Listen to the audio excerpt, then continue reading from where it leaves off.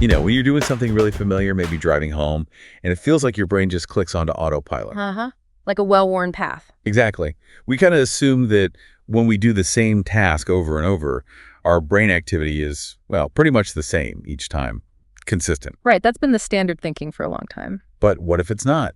What if our brains are actually more dynamic, even for simple, repetitive stuff? Well, that's precisely the question at the heart of this really fascinating study we're diving into today. Okay, let's get into it. Who did the work? Yeah, so this was published just recently, Feb 20, 2025, in Nature Communications. The team includes Johan Nakuci from Georgia Tech's School of Psychology, Jiwon Yeon from Stanford Psychology, Nadia Haddara, also at Georgia Tech, Ji-Hyun Kim and Sung-Phil Kim, both from biomedical engineering at Ulsan National Institute of Science and Technology in Korea, and Dobromir Rahnev, back at Georgia Tech again. Quite a collaboration. Wow, yeah. A lot of brain power behind this. Yeah. So what did they actually do? You mentioned fMRI. Exactly. They used functional MRI. That's the tech that lets us see which brain areas are, lighting up with activity. Right. But instead of doing what researchers usually do, averaging the brain activity across, hundreds of times someone does the task to get one average picture. Which kind of smooths out any differences. Precisely. They looked at each individual trial. They wanted to see, okay, is the brain really doing the exact same thing every single time someone makes the simple decision? Or are there variations? And these were perceptual tasks, like deciding about something you see. Spot on. They had 3 main experiments, all involved looking at dots. Experiment 1, people judged the color of dots. That was 50 subjects over 35,000 trials. Whoa, that's a lot of dot judging. It is. Experiment 2, they judged the direction of moving dots looking at coherence. 39 subjects, over 31,000 trials there. Okay. And experiment 3 was similar motion direction again, but sometimes with a little warning cue. 40 subjects, nearly 10,000 trials. So yeah, a massive amount of data. Seriously. Hey. Okay, so they've got all this trial-by-trial brain data. What was the big surprise? Did they find that consistency or? Well, here's where it gets really interesting. They found the opposite, actually. Using some clever data analysis, basically letting the data itself reveal patterns without forcing it. Like data-driven clustering. Exactly. Modularity maximization was the method. They found that for the same task, people's brains showed multiple distinct patterns of activation across different trials, not just one pattern. Multiple patterns. For the same simple decision. Yep. They call them subtypes. In each experiment, they found maybe 2 or 3 different consistent ways the brain seemed to be tackling the task. Okay, that alone is pretty cool. But wasn't there something particularly unexpected about one of those patterns? Something about the default mode network. You got it. That was the real shocker. Yeah. In all 3 experiments, one of these subtypes showed really strong activation in the default mode network, the DMN. Okay, remind us the DMN. That's usually the network that's active when we're zoning out, right? Yeah. Mind wandering, daydreaming, not focusing on the outside world. That's exactly right. It's typically considered task negative. Its activity usually decreases when you need to focus on an external task, like judging colored dots. So seeing it ramp up during one way of doing the task, it's weird. It's very counterintuitive to the standard model, yeah. So did people mess up more on those trials? If their daydreaming network was active, were they slower, less accurate? That's the other kicker.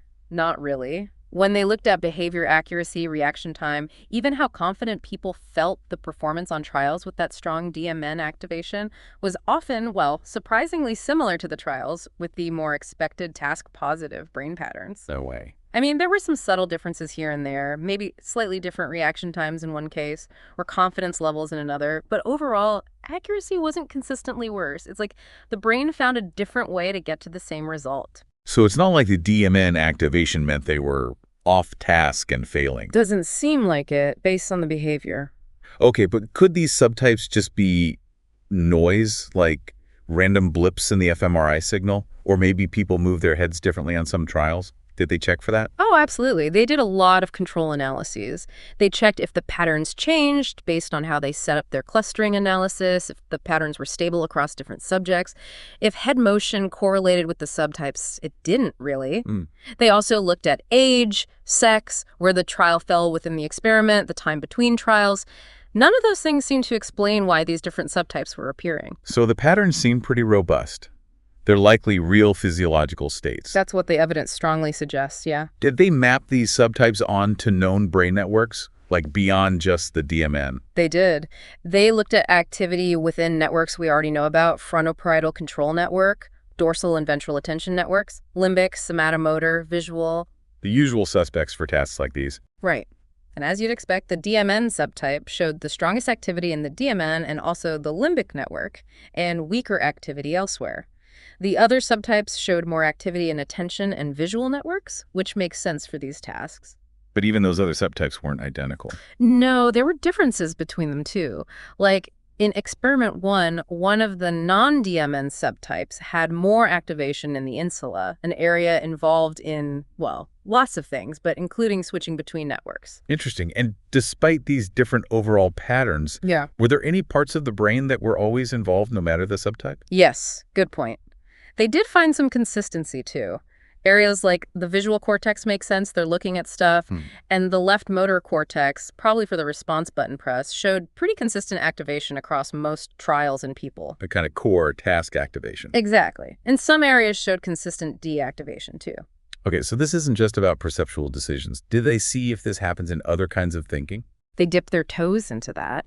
They analyzed data from a working memory task, an N-back task from the big Human Connectome Project beta set. The results were a bit less clear-cut than the perception tasks, but they did find some evidence suggesting similar subtypes might exist there too. So it hints this phenomenon might be more general, not just for perception. Needs more work, though. Fascinating. Okay, so the big question, why? Why does the brain do this?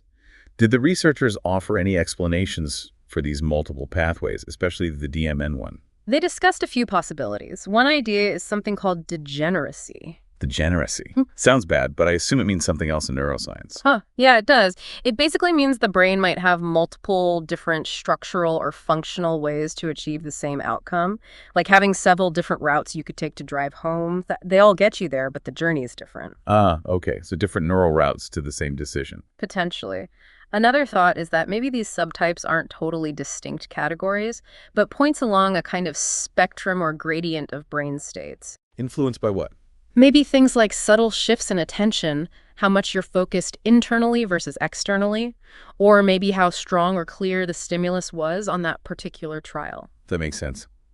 And the DMN part. Well, that really challenges the simple task-negative view of the DMN. It suggests the DMN might actually be playing a more active, maybe flexible role even during focused tasks than we thought.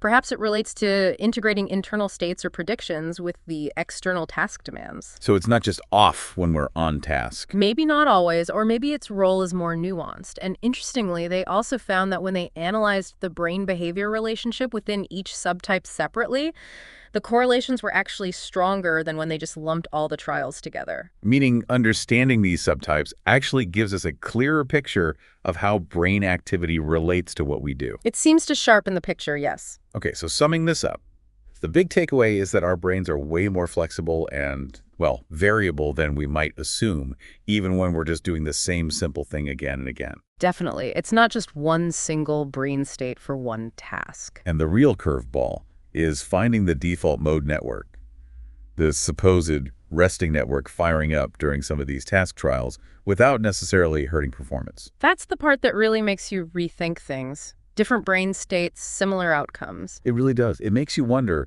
like, what triggers these different states from moment to moment? Is it random, or is it adapting to something subtle? Good questions. We don't know yet. And could knowing about these different brain modes help us understand, I don't know, individual differences?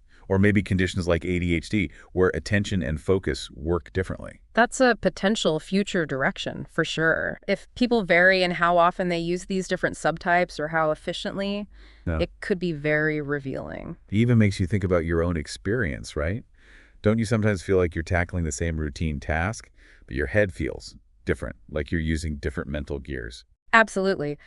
This research gives a potential neural basis for that kind of subjective feeling. It suggests our internal state isn't fixed during a task. Yeah. It feels like this opens up a whole new way of looking at brain function, focusing on the variability, not just the average. It really does. It moves beyond searching for the single brain pattern for a task and starts appreciating the dynamic repertoire the brain uses. So maybe focus isn't one steady beam. Maybe it's more like a constant adjustment, using different neural toolkits depending on the exact needs of the moment, even if those needs seem identical from the outside. That's a great way to put it. And that variability might be absolute crucial for how we learn, adapt, and navigate a complex world. Maybe it's not noise, maybe it's the feature.